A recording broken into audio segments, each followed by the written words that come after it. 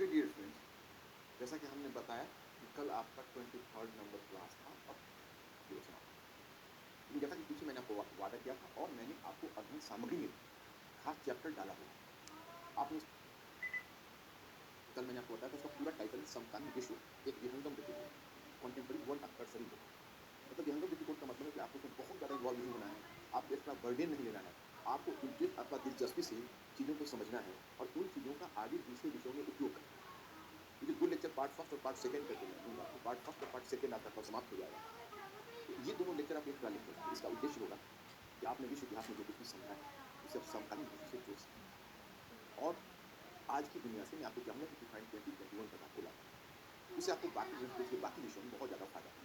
लेकिन इसमें हम लोगों को एक्स्ट्रा बर्डन नहीं लेना है, ना मैं ले रहा, ना आप ले रहे हैं और बिल्कुल मैं आपको स्टोरी के फॉर्म में बता रहा हूँ। क्योंकि हमारे सिलेबस का पार्ट नहीं है, इसलिए इसमें क्वेश्चन सॉल्व करने का भी कोई झमेला नहीं है। इस पर आपके साथ राइटिंग करने का भी कोई दबाव नहीं है। मैं आराम से आपको समझाता हूँ, आप आराम से समझेंगे, कोई परेशानी नहीं। तो शुरू करते हैं। ये पेजेज हैं, जहाँ से आपने ये चैप्टर शुरू किया है, यानी समकालीन विश्व, इसी डायग्राम से शुरू होगा। ये डायग्राम मैं आपको सामने रखा हूँ। आप अपनी अध्ययन सामग्री में देखिए। केनेशियन अर्थशास्त्र का पतन पहला। केनेशियन अर्थशास्त्र से मैं आपको अवगत करा चुका हूँ।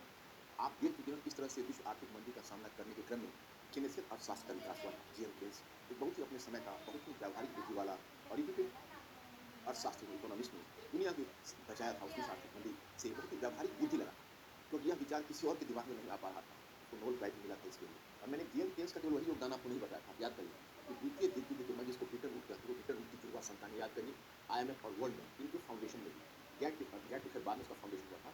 आईएमएफ और वर्ल्ड बैंक के फाउंडेशन में 1944 में जेएम केन्स की भूमिका रही। 1946 में जेएम केन्स का डेथ हुआ।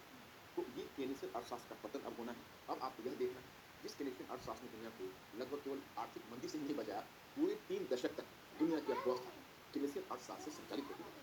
आखिर उस केनेशियन अर्थशास्त्र के साथ ऐसा क्या हुआ कि 3 दशकों के बाद उस अर्थशास्त्र का पतन हुआ?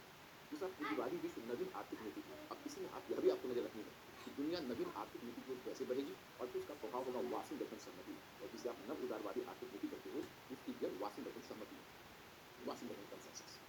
अब इधर मैं आपको बताऊंगा कि समाजवादी अर्थव्यवस्था में जब हम आना है, यह वही समाजवादी अर्थव्यवस्था है जो सोवियत रूस की समाजवादी अर्थव्यवस्था एक समय था कि पूरी दुनिया की शोषित और वंचित लोगों को जा रही थी। सोवियत रूस ने जो अपनी अर्थव्यवस्था में समृद्धि का जो रेट प्राप्त किया था, वो दुनिया के लिए अनुकरणीय था। एक सामान्य अर्थशास्त्री से लेकर एक महत्वपूर्ण राजनीतिक नेता पंडित जवाहरलाल नेहरू तक सोवियत रूस की आर्थिक उपलब्धि से चकाचौंध हो चुके थे।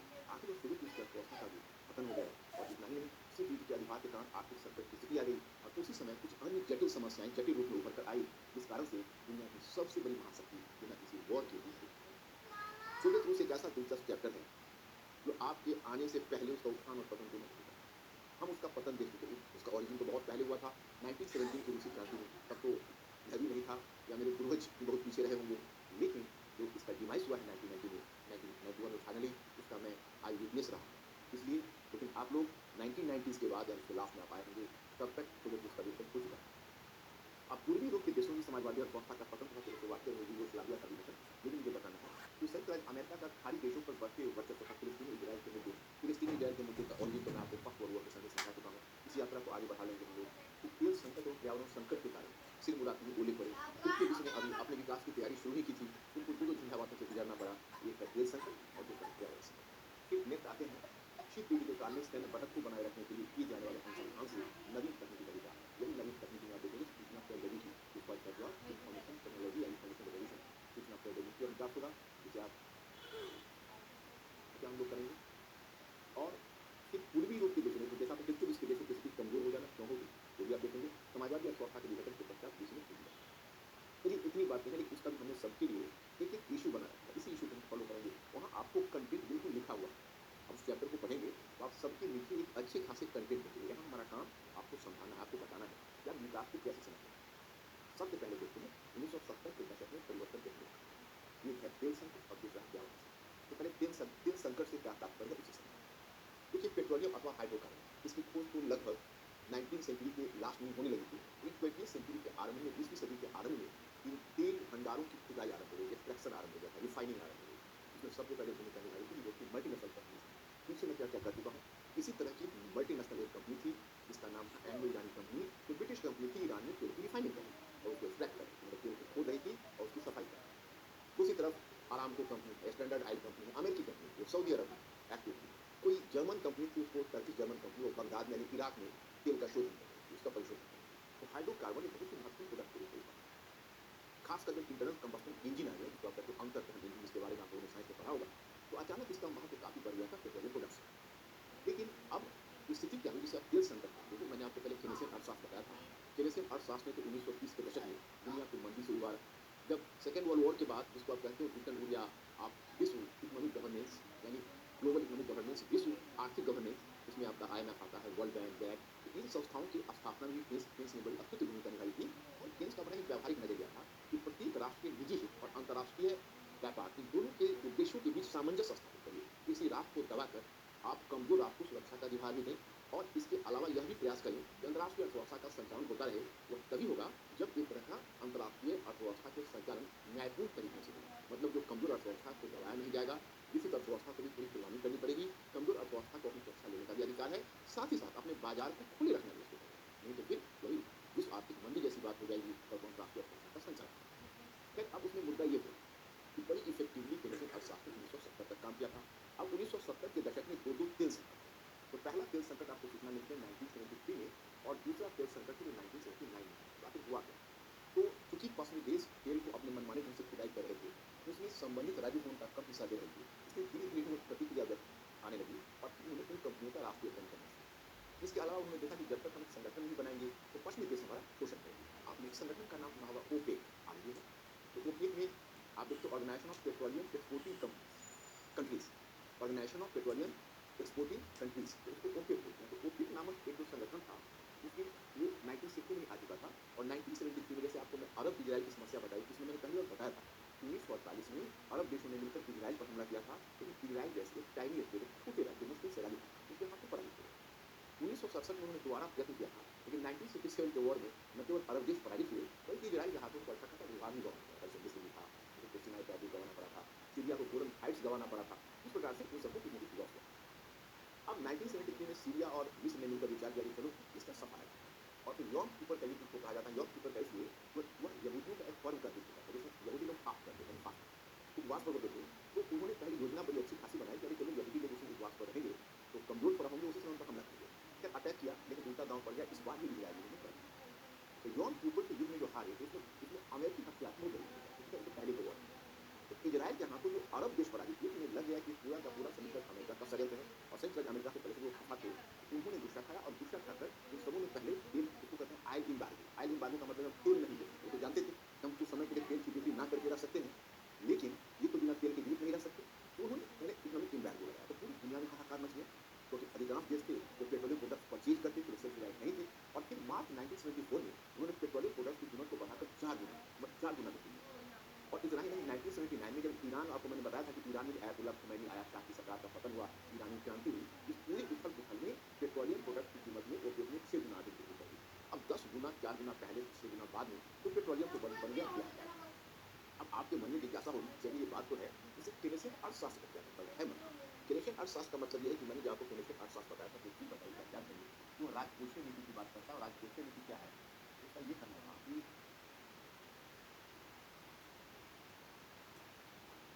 का क्या है, तो उनको ये समझना। एक हुआ आपका कर व्यवस्था, और दूसरा हुआ सरकारी।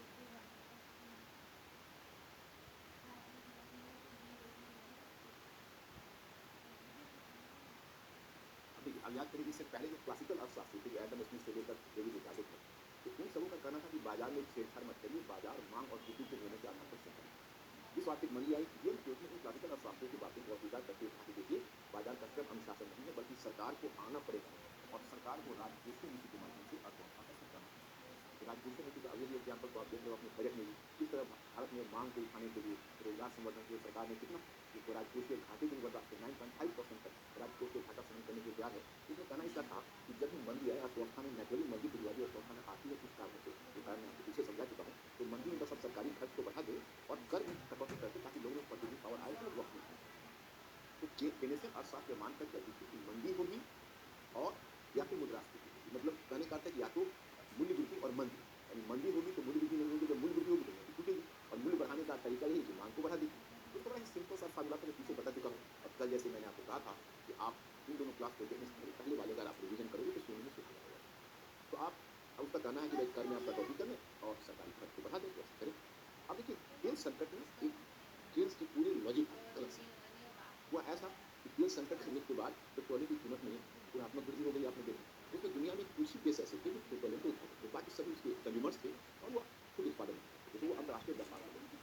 अब देखिए समस्या यह आ गई कि पेट्रोलियम की कीमत इतनी अधिक बढ़ गई कि दुनिया के बाकी देश जो पेट्रोलियम प्रोडक्ट को खरीदते थे, वहां से पूरा पैसा धीरे धीरे खाड़ी देशों की तरफ आना लगा, क्योंकि खाड़ी देशों के पास पेट्रोलियम मिल रहा था। अब खाड़ी देशों को सारा उनका जो संसाधन है, उनकी जो मुद्राएं हैं, उनकी जो लिक्विडिटी है, तरलता है, वो खाड़ी देशों की तरफ आ रही है और खाड़ी देश के पास काफी रकम आ गई, लिक्विडिटी आ गई। अब इसका दुष्परिणाम क्या हुआ कि वो देश, क्योंकि उनकी लिक्विडिटी तो खिसक करके ले गई थी खाड़ी देशों के पास, तो अपने लिमिटेड संसाधन में उनको काम करना था, तो उनकी जो क्रय शक्ति, वो क्रय शक्ति कम हो गई। अब वो वस्तुओं को उतनी पहले की तरह नहीं खरीद सकते, क्योंकि उनकी तो अधिकांश उनकी मुद्रा या लिक्विडिटी तो चली गई पेट्रोलियम प्रोडक्ट्स खरीदने में। दूसरी तरफ तो गल्फ कंट्रीज के पास भी इतने सारे अधिशेष यानी सरप्लस जो दुनिया से खींचकर उनके यहाँ आ गए थे, तो उनको चाहिए था दोनों हाथ से खुलकर खर्च करें। तो क्या होता कि उधर से खर्च होगा, इधर से खर्च होगा, तो दुनिया में मांग बनी रहती। लेकिन अगर कोई निर्धन व्यक्ति अचानक अगर धन पाता है, तो उसको उस धन को देखने में ज्यादा मजा आने लगता है, आप अनुमान कर सकते हैं। तो अब वो खर्च न करके नोटों की गड्डी को देखना पसंद करता है। कई बार उसको सीने से लगा कर देखता है, कई बार पॉकेट के अंदर रख कर देखता है, कि बॉक्स से निकालता है, चुनता है, रख देता है, खर्च। अब उसी मानसिकता से खाड़ी देश गुजर रहे।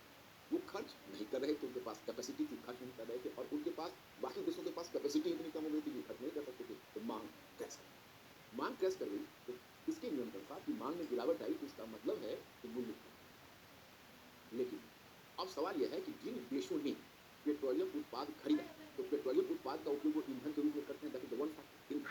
और ईंधन के अलावा अब उस बहुत सारे ऐसे भी उद्योग हैं जहां पर इनपुट के रूप में वो काम होता है। तो सवाल यह खड़ा होता है कि अगर वह अपने उत्पादन को अगर अगर वैसी स्थिति में उनका उत्पादन लागत ही बढ़ गया, क्योंकि ईंधन के रूप में पेट्रोलियम प्रोडक्ट का प्रयोग हो रहा है, उपयोग हो रहा है, इसके अलावा इनपुट के रूप में पेट्रोलियम प्रोडक्ट का उपयोग हो रहा है, तो पेट्रोलियम प्रोडक्ट ही अगर महंगा है, एक लिमिट से अधिक तो मूल्य कम नहीं कर सकते, भले ही उनको अपनी शटर गिरा देनी पड़े, बिजनेस बंद कर देना। तो इसका मतलब है कि मांग क्रैश हुआ, लेकिन मूल्य क्रैश नहीं हुआ, मूल्य ऊंचाई पर बना रहा। तो मांग गिर गई, मूल्य बना रहा, मूल्य ऊंचा रहा। इसको कहा गया, आप लोग अर्थशास्त्र में पढ़ते होंगे, अगर नहीं पढ़ा होगा तो पढ़ोगे, उसमें टर्म आता है स्टैगफ्लेशन। उसको स्टैगफ्लेशन कहा, दैट इज कॉल्ड स्टैगफ्लेशन। अब दुनिया में स्टैगफ्लेशन आ गई। अब केनेसियन अर्थशास्त्र के पास इसका जवाब नहीं था। केनेसियन अर्थशास्त्र दोनों में किसी एक को लेकर चल सकता। इसी को कहा गया तेल संकट, और तेल संकट ने क्या प्रभाव डाला इसको आप देखिए। अब तेल संकट तथा केनेसियन अर्थशास्त्र का पतन। केनेसियन अर्थशास्त्र अब उसका निराकरण नहीं कर सका, तो केनेसियन अर्थशास्त्र पर से लोगों का विश्वास हिल गया। अब ये वाशिंगटन सम्मेलन क्या है? आपको मेरे मैटर में दो अर्थशास्त्रियों के बारे में मिलेगा। एक का नाम मिलेगा फ्रेडरिक हाइल, फ्रेडरिक हाइल, और दूसरे का नाम है मिल्टन फ्रीडमैन, मिल्टन फ्रीडमैन। अब देखिए जो फ्रेडरिक हाइल है, तो केन्स का बिल्कुल समकालीन, केन्स का बिल्कुल समकालीन था। ये 66 वर्ष का था, लेकिन उसी के टाइम में केन्स से उसके मतलब, क्योंकि लंदन स्कूल ऑफ इकोनॉमिक्स में रहा, आ गया था तो ऑस्टिन स्कूल से, लेकिन लंदन स्कूल में आ गया था, और केन्स वही ऑक्सफोर्ड में था। तो खासकर जब सेकेंड वर्ल्ड वॉर के समय दोनों को एक रात छत पर साथ ही सोने का मौका मिला था, क्योंकि इसकी वजह यह थी कि जर्मन आक्रमण के कारण लोग उसमें रूस को ऑफर करते थे, लेकिन दोनों एक दूसरे से प्रभावित नहीं। वैचारिक स्तर पर फ्रेडरिक हाइक उसका, केन्स का बहुत बड़ा क्रिटिक था, और केन्स भी उसके मॉडल को मानकर नहीं चलता था। और मिल्टन फ्रीडमैन ने, ये था शिकागो स्कूल से, और यह उसको मोनेटरिस्ट बोलते हैं, मोनेटरिस्ट में स्क्वायर करता है। तो फ्रेडरिक हाइक है, उसका कहना था, तो पहले इसमें केन्स ने अपना अर्थशास्त्र का नियम लागू किया था, उसी समय उसका कहना था कि देखिए आपका सूत्र गलत है, इससे आगे इन्फ्लेशन होगा। उस समय केन्स ने उसकी बात को, चाहे बाकी जो भी थे अर्थशास्त्री थे, उन्होंने उसकी बात को गंभीरता से नहीं लिया। और जब केनेसियन अर्थशास्त्र में समस्या आई, तो अचानक फ्रेडरिक हाइक का महत्व बढ़ गया।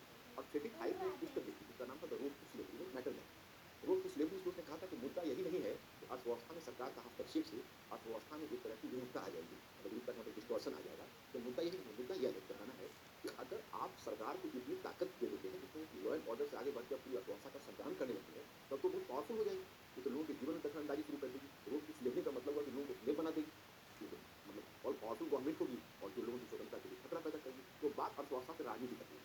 और वैसे भी मैंने पीछे आपको बताया हुआ, अगर आपको याद होगा, जो मिडिल क्लास होता है, मध्य वर्ग होता है, वो बहुत, जिसको कहते हैं मैक्सिमल स्टेट। मैक्सिमल स्टेट मैंने आपको बताया था कि बड़ी शक्ति वाला राज्य को पसंद नहीं करता, वो चाहता है छोटी स्टेट। लेकिन आज इसका नाम कि maximum, the minimum government and maximum governance, यानी गवर्नमेंट मिनिमम होना चाहिए, गवर्नेंस मैक्सिमम। आप एनजीओ को लगाइए या प्राइवेट सेक्टर को लगाइए, अब गवर्नमेंट को भी पाओ। तो ये बात अपील कर गई एक उस समय का, अपने समय का बड़ा प्रचंड पूंजीवादी महिला थी, जो ब्रिटेन का प्रधानमंत्री थी, आपने नाम सुना होगा, मार्गरेट थैचर, जिसे आयरन लेडी बोलते हैं। और अमेरिकन प्रेसिडेंट जो रोनाल्ड रीगन थे, उनकी भी रुचि मिलती थी मार्गरेट थैचर से। उधर जो मिल्टन फ्रीडमैन है, वो तो केन्स का आलोचक था, कहा कि केन्स ने तो डायग्नोसिस ही गलत किया था। जिस आर्थिक मंदी के समय उसकी जो समझ थी, वहीं पर गलती हुई थी, उसे उसका एहसास तो नहीं था। मांग कम हुई इसलिए मंदी हुई, कहा कि नहीं, मांग कम होने से मंदी नहीं हुई, बल्कि फेडरल एक्चुअली होता क्या है कि आप अमेरिका का जो जैसे हमारे यहाँ सेंट्रल बैंक है, तो वहाँ का सेंट्रल बैंक का नाम है फेडरल रिजर्व। तो फेडरल रिजर्व वहाँ पर मनी सप्लाई करता है। तो उनका कहना था कि फेडरल रिजर्व ने मनी सप्लाई यानी मुद्रा प्रवाह उचित अर्थव्यवस्था में नहीं की, इस कारण से मांग गिरी थी। मैं थोड़ा टेक्निकल पहलू शायद अभी आपको नहीं समझ में आएगा, लेकिन मैं पीछे इसकी चर्चा कर दूँ।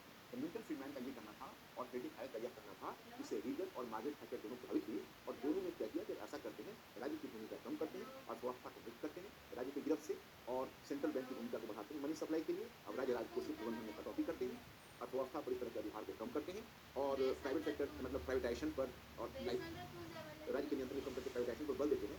यह जो तय किया गया था, इसी का नाम है 1989 में यह रीगन और थैचर के बीच सहमति बनी, जिसको एक अर्थशास्त्री था, उसका नाम था विलियमसन, जिसने इसे कहा वाशिंगटन सहमति। ये जो वाशिंगटन सहमति है, यही आर्थिक उदारीकरण का आधार है। इसी से 1989 के बाद जो आर्थिक उदारीकरण की नीति शुरू हुई है, ये आर्थिक उदारीकरण की नीति यही शुरू हुई है। अब हम आगे बढ़ते जाते हैं, अब हम आगे अब मुद्दा यह है कि तेल संकट का पश्चिम एशिया में नवीन स्रोत है। तेल संकट ने पश्चिम एशिया और अरब के तथा पश्चिमी देशों के साथ संबंधों में क्या परिवर्तन है? अब देखिए, अब क्योंकि अरब देशों ने मनमानी करते हुए तेल की कीमत बढ़ा दी थी, इस बात से संयुक्त राज्य अमेरिका और पश्चिमी देशों को काफी घाटा लगा कि वो पेट्रोलियम के बहुत बड़े कंज्यूमर्स थे।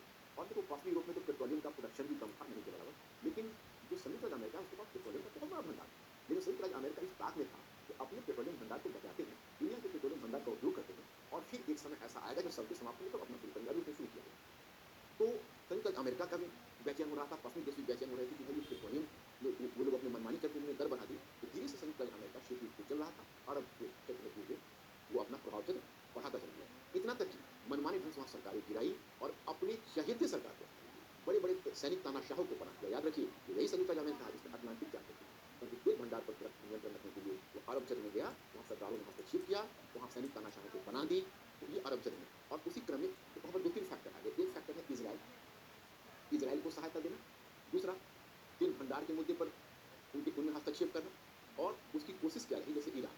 अब देखिए ईरान, तो ईरान एक शिया देश और ईरान से उसकी अदावत ईरान वाली कहानी मैंने आपको बताई है, शायद आपको याद होगा। मैंने आपको बताया था कि जब 1951 में, मैं फिर हल्का सा आपको रिमाइंड करता हूँ, 1951 में जब ईरान में उस समय मोसादेक की सरकार थी, उसने एंग्लो ईरानी कंपनी का राष्ट्रीयकरण कर दिया था, तो संयुक्त राज्य अमेरिका थोड़ा घबरा गया, तो उसे लगा कि यार खरबूजे को देखकर खरबूजा रंग पकड़ता है। आज अगर ईरान ने ब्रिटिश कंपनी के साथ ऐसा किया, तो हो सकता है कि कल सऊदी अरबिया या कोई दूसरा देश हमारे साथ भी ऐसा करे। इसीलिए उसने 1953 में मोसादेक डायरेक्टर पर उसकी सरकार को गिरा दिया, और तब एक शाह को भेजा।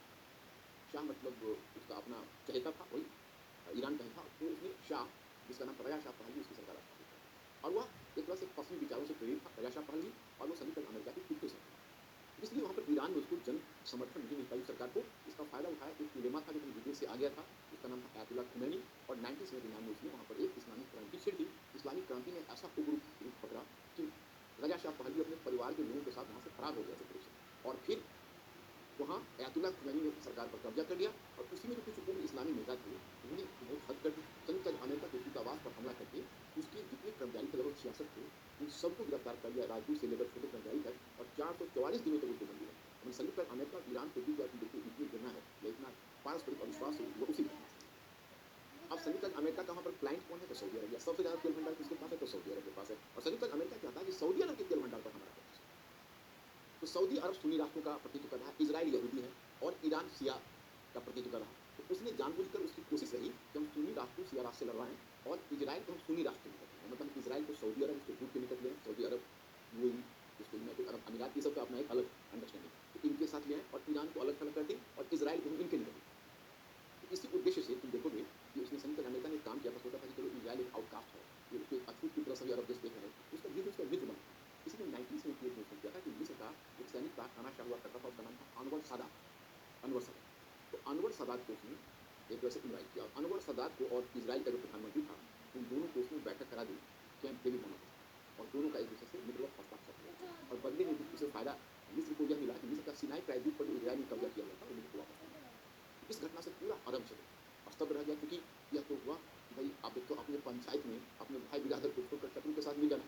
तो मिस्र किस नीति की बड़ी प्रतिक्रिया हुई। उसी में टेररिस्ट ऑर्गेनाइजेशन था हमास, उसने मिस्र के उस सैनिक तानाशाह और शासक अनवर सादात को 1981 में हत्या कर दी। उसी अनवर सादात का उत्तराधिकारी बाद में होस्नी मुबारक हुआ, तो अभी इस्लाम अभी जो हुआ है अरब वर्षन की क्रांति, उसमें होस्नी मुबारक को हटा दिया गया। तो अभी तो अब देखते हो कि मिस्र में सैनिक तानाशाह। तो फिर इस तरह से आप देखते हो कि अरब क्षेत्र पश्चिम एशिया में नवीन चुनौतियां आई, और उससे कॉम्प्लिकेशंस बढ़ गया, संयुक्त अमेरिका का हस्तक्षेप और भी बढ़ गया। इसको हम अरब शब्द के बारे में थोड़ा सा यहाँ पर जोड़ेंगे। तो कोई इजिप्ट है, जैसे अफ्रीका में, यहाँ पर देखिए वो तो टर्की है, तो इसकी वजह नहीं करके रहा। अब देखो ये इराक, ये आगे ये सऊदी अरेबिया है, और ये बड़ा आकार का इराक है, सीरिया है, इराक का सीरिया के ट्रांस जॉर्डन है।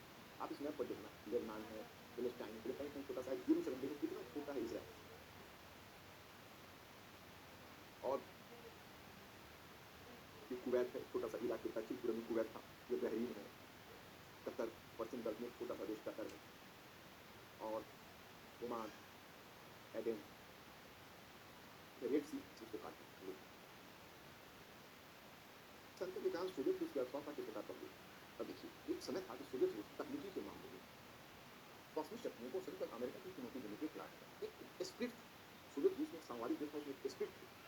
मैं आपको बताऊं कि एक पुस्तक जिसको जो नोबेल प्राइज उसको मिला, उसने इसी बात को जग जाहिर किया कि कम्युनिज्म ने सोवियत रूस में एक अदम्य उत्साह पैदा किया, एक बड़ी अजीब सी शक्ति थी, और उसने सोवियत रूस को एक तरीके से मतलब एक अतिरिक्त ऊर्जा प्रदान की। मतलब एक टर्म आता है सोवियत रूस के लिए, नहीं जानेंगे तो एक टर्म आता है स्पुतनिक मूवमेंट। स्पुतनिक मूवमेंट का मतलब हुआ कि जैसे स्पेस में सबसे पहले आप कहोगे तो संयुक्त अमेरिका से पहले सोवियत रूस गया। जब वो 1957 में तो स्पुतनिक छोड़ा था, तो टीक टीक की आवाज़ के साथ जब स्पुतनिक आकाश में गई थी तो पूरी दुनिया संग रह गई थी, उसमें तो यूएस स्पेस में नहीं जा सकता। तो उसका नाम था स्पुतनिक, उसके स्पेस शटल था। लेकिन उसने अपने वैक्सीन का नाम भी स्पुतनिक रखा। क्यों रखा? क्योंकि वो एक तरह से सोवियत रूस या सोवियत साम्यवाद की प्रगति का सूचक था, उसकी विजय का सूचक था, उसको राष्ट्रीय सम्मान, राष्ट्रीय स्वाभिमान भी था। इस स्पिरिट में सोवियत रूस ने, लेकिन फ्यूल संकट ने खेल को बिगाड़ना शुरू किया। कैसे बिगाड़ा?